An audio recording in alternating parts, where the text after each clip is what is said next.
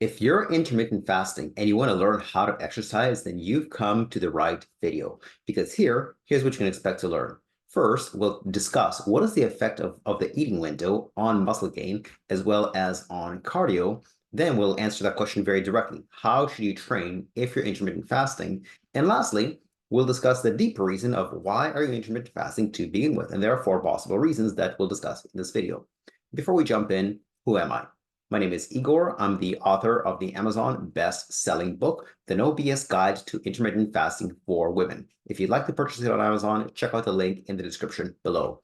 As well, I've been a personal trainer since 2006 and training other personal trainers in my methodology since 2013 by speaking at some of the world's largest personal training conferences.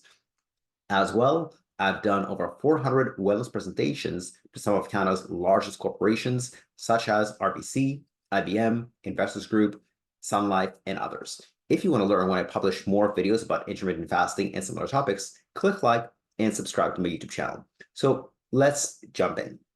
So how should you train when you're intermittent fasting? It truly depends on the kind of training that you do. If you're doing cardio or if you're doing strength training.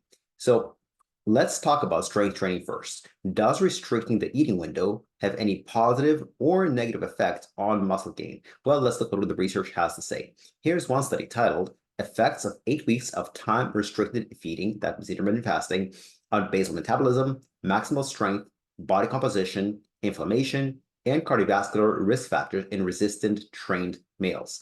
So in this study, researchers recruited 34 people who did strength training regularly, and they were divided into two groups. Both groups did the same exercise program, consumed the same number of calories and macronutrients, that is proteins, carbs, and fats. The only difference was this. Group 1 consumed all of their meals in an 8-hour window, and Group 2 consumed all of their meals in a 12-hour window. So that was the only difference. For all intents and purposes, everything else was the same. And here was what happened after 8 weeks. In terms of muscle mass, there was no difference. Whether they ate their calories across 8 hours or 12 hours, it had no impact whatsoever on their muscle gain. Here's another systematic review titled Effect of Time-Restricted Feeding on Anthropometric, Metabolic, and Fitness Parameters, and what they across 23 studies that compared intermittent fasting to a regular calorie distribution. What they found was when adequate protein and strength training were present, there was no difference between restricting your feeding window and not restricting your feeding window. So for all intents and purposes, there's no differences between intermittent fasting and non-intermittent fasting, positively or negatively for muscle gain. Now let's talk about cardio. Does restricting the eating window have any positive or negative effect on cardio or endurance? Well, let's look at this study. Chronological changes during 10-day intermittent fasting with low energy intake on high-intensity aerobic performance and lipid constituents. That's a mouthful. Basically, here were the results. When people were not intermittent fasting, here is their baseline level of endurance. Once they started intermittent fasting, the performance actually kind of dropped. After 7 to 10 days of intermittent fasting, their performance adjusted back to normal, and that's it. It didn't go beyond normal. So in the long term, even with cardio, there is no difference between intermittent fasting and not intermittent fasting. So if there is no difference for muscle gain, strength, cardio, etc., how should you train while intermittent fasting?